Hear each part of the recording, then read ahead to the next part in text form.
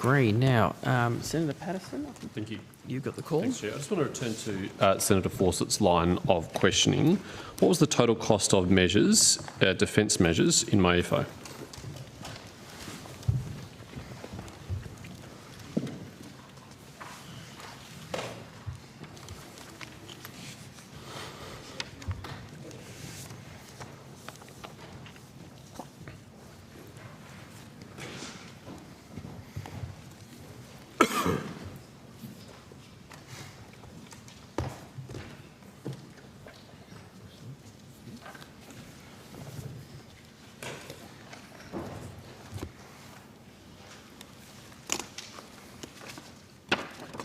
I can repeat it if you like, Mr Groves.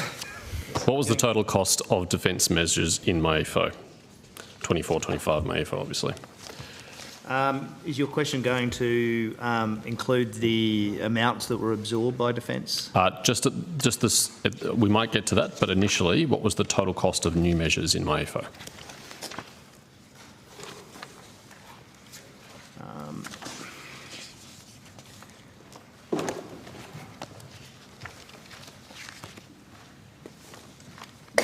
Funding that we received for new measures. That's not my question. The question is, what was the total cost of new measures in MyEFO? Yeah, I'd have to take that on notice, Senator. I don't have a table that sums up the amounts that we outlined in the notes to our budget measures table. Well, I'm looking at the portfolio additional estimates statements published by Defence. It's on page 16 and it lists a series of new initiatives. You can't just tally that up for me. You don't have that tallied up anywhere? I don't have that tallied up, no, Senator. Okay, well, it's going to be very hard to establish whether there's been any new money, I guess. Let's just try anyway. Well, Senator, I can confirm what the new money is. Great. Which is tell me how outlined. much new money. That's in the table. Okay, tell me, what is it? What is it? Well, for new budget measures, yes. We received an additional $93.6 million over the forward estimates. Yep. And then there was adjustments, the total other budget adjustments was a reduction in our funding of $963.9 million. Most of that was foreign exchange adjustments, which happen at every budget update. That accounted for over $1 billion of the reduction in the defence funding. And then that's all netted out to $870 million reduction at MyEFO or additional estimates in defence funding over the forward estimates. Okay, so a cut, in other words. Yes, but if you put foreign exchange to one side, there was a slight increase in our funding. Yes, but is Defence going to have more funding or less funding available as a result? At additional estimates, compared to budget, we had less funding. Okay, good. All right, I'm glad we've established that. What has been reprioritised to make up that tally? Well, given most of that was foreign exchange, what that means is that for that budget update, the cost of a lot of what's embedded within our funding has also dropped in cost. Mm-hmm. So that's why it's called, we're funded for foreign exchange on a no-win, no-loss basis, so we're no worse off in theory, Senator. Okay, let's just set aside the foreign exchange point. I understand the point you're trying to make. Procured or invested in. Thanks, Minister. I'm just trying to establish the facts. I'll give you opportunity to make a political speech at the end if you want to. But I just want to understand, so if you go down to the notes at the bottom of the table, for example, it says in relation to the Ukraine funding, this measure provides $545 million over the period, which is being primarily met from within existing resourcing, right? So that's what we typically call reprioritisation. What has been reprioritised to fund that and other measures? The majority of that measure, Senator, was for gifting of equipment to Ukraine. I'm not asking what it was spent on. I'm asking what needed to be reprioritised in order to spend it. Nothing.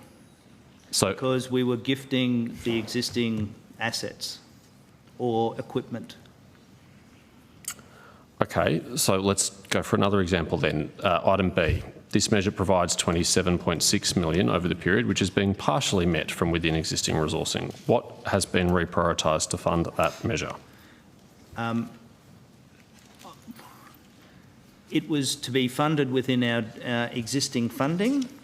that related to, so we received $18 million for Operation Beach as a no-win, no-loss operation, and the majority was for the gifting of equipment to Papua New Guinea. There was $4 million for the gifting of 12 armoured vehicles and sustainment support. To go to your question, I think that was largely funded out of our existing funding line for Defence Cooperation Program. And so that wasn't allocated to be spent on anything else? It was just a hollow log sitting there to be reprioritised, or were things not a hollow log, not delivered? It's directed to defence cooperation activities of which this item has been prioritised. Okay, well, let's go to note C. The 972.8 million, which is being met within existing resourcing. What, if anything, had to be cut or reprioritised to fund that? That was funded within our, it was represented as a measure. Government agreed to the parameters for the additional support for our workforce, but it was funded overall within our workforce budget. Okay, so nothing had to be reprioritised, nothing had to be cut? No. It wasn't, that money wasn't allocated against anything else? No, okay. And it's just a reflection that government has made some different policy parameters around the employment of our workforce, particularly the ADF, and we've prioritised it within our workforce budget. Okay, we'll skip over D because that's NFP. Note E, $269 million provided, which has been met from existing resourcing. What has been reprioritised to fund that? Once again, this was always planned to be funded as part of the NPS program, and that is funded from within program 2.16. So again, you're saying nothing was cut, nothing was reprioritised? No. Sounds like a lot of money just sitting around that can be reprioritised without any trade-offs. The nature of our budget, Senator, is that we go back for approval around particular aspects of it with government. At times, that gets reflected as a budget measure. It gets reflected in the table. We're always planning to do it, but it shows up as a measure which is to be absorbed within the defence budget. Okay, is that also true for F, $127 million to be met within existing resourcing?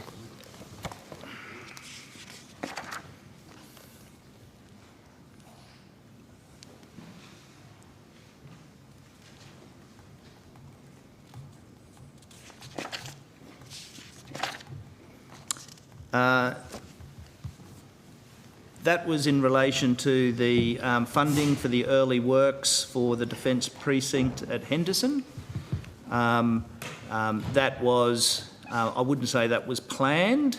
That was one that we have reprioritised. I wouldn't, $127 million over 3 years, I think it was an item that we probably managed at risk across the defence budget. I couldn't identify a specific item that was that we had to make space for that. We'll manage it within the defence budget, and as things slip or get delayed, we'll be able to manage that within, because it is over 3 years. Okay. Is the government still committed to delivering 2.4% of defence spending as a proportion of GDP by the end of the decade? That was certainly the announcement that the Deputy Prime Minister made on the release of the National Defence Strategy. Yes, it was the announcement, but that doesn't mean it's still the government's policy. Is it still the government's policy? Yeah, I think the number is down at around 2.3 something % by the end of the decade. That doesn't sound like 2.4%. But likewise, Senator, that's in relation to the fact that there was growth in the GDP estimates. Our funding has not dropped from basically, I think it was 32, 33 financial year at $100 billion. Yes, but the government number has stayed the same. I understand that, Mr. Groves. The GDP has grown. Thank you. I know how the numerators and denominators work, but the government's commitment wasn't for a specific amount of money. It was for 2.4% of GDP.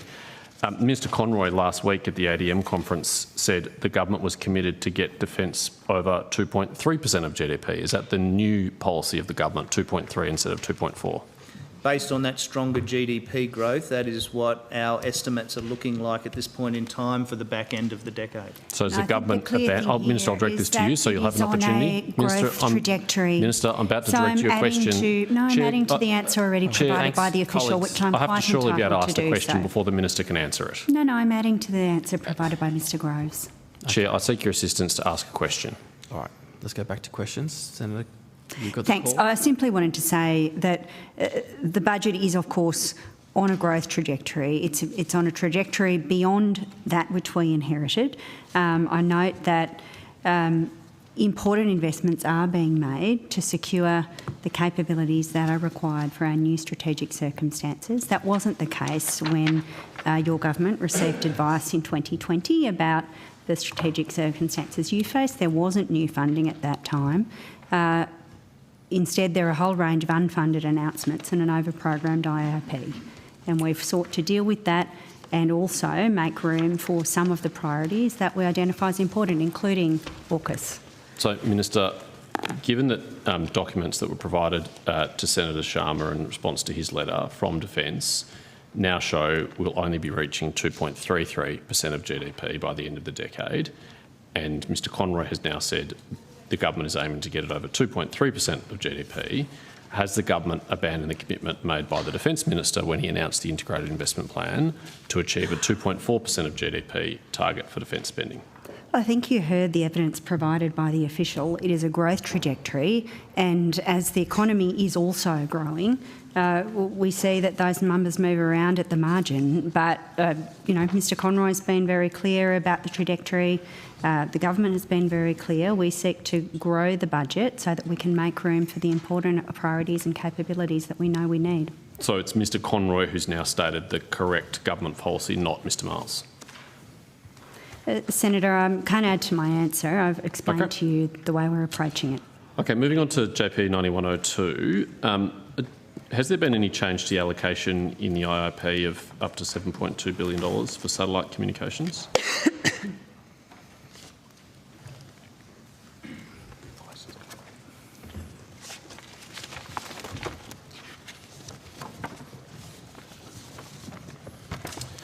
Good afternoon, Senator. Air Marshal Rob Chipman, Vice Chief of the Defence Force. As we discussed in November last year, there has been no change to the allocation. Right, so if we're not acquiring JP 9102, as the government said, what is the planned for that expenditure?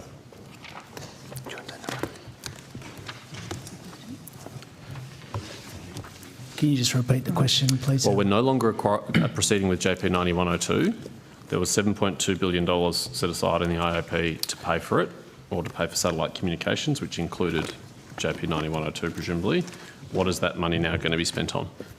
So let me start and then I'll pass to Chief Joint Capabilities. We are still acquiring satellite communications. Of course. What has happened is we've changed strategy. 9102 was always envisaged to deliver a multi-orbit satellite communications capability, but we set off down the path of delivering a satellite in geostationary orbit first.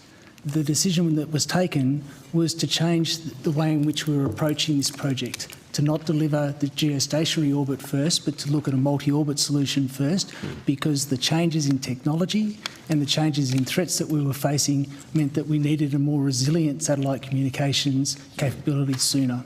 Okay. Chief Joint Capabilities can go to the details of how we're proposing to take this project forward now. Thank you, that would be helpful. So, Lieutenant General Susan Coyle, Chief of Joint Capabilities. So as we've already indicated, we previously sought to deliver the SATCOM system over the 3 phases. Phase 1 was the focus on the delivery of the foundational capability in the geosynchronous orbit. Phase 2 was going to expand the capability into the multi-orbital capability, and then Phase 3 would consider emerging the technologies. What we're doing now is we are delivering a resilient multi-orbit satellite communications capability which will support the integrated force, and the revised approach will leverage ADF-controlled partner and commercial services. We're working through that now, and we have a due back to government later this year. So just in very simple terms for a civilian, is there a request for tender out? Have we invited submissions from industry? How are we planning on acquiring this new capability? There are a range of activities that we're undertaking at the moment, including... What are the activities? I'm sorry? What are those activities? I don't have the... do you want to talk to that? Yep. Yeah, thank you. Rear Admiral Andrew Quinn, Head of Space and Cyber Capabilities. As we look to combine the previous phases to a single strategy, we're confirming the work already done to date, which has been extensive, considering the threat that's to date. Our understanding of our industrial capacities that are available today and the potential options of those emerging technologies, we're bringing that together into a new proposal, which will come back to government later this year. Remind me when JP 9102 was cancelled. Was it November last year or was it earlier? Yes, Senator, it wasn't cancelled last year. We just ceased the current direction that we're undertaking with the tender for Lockheed Martin. I think probably the colloquial understanding of that would be cancelling, not proceeding. I don't think that's a fair characterisation, Senator. Well, give me what you think a fair characterisation is. Because we are still ensuring that we've got access to satellite communication services. I didn't say we weren't. Taking a different path. It's right to say that the Lockheed Martin strategy for geosynchronous orbit was cancelled. That's true. Okay. But we have not cancelled our approach to delivering satellite communications. So JP 9102 lives? Absolutely, it lives. Okay. The and when will we see... satellite communications has not changed. The funding profile for satellite communications has not changed. Noted. Our delivery strategy has. Yep. So when will we see the fruits of that?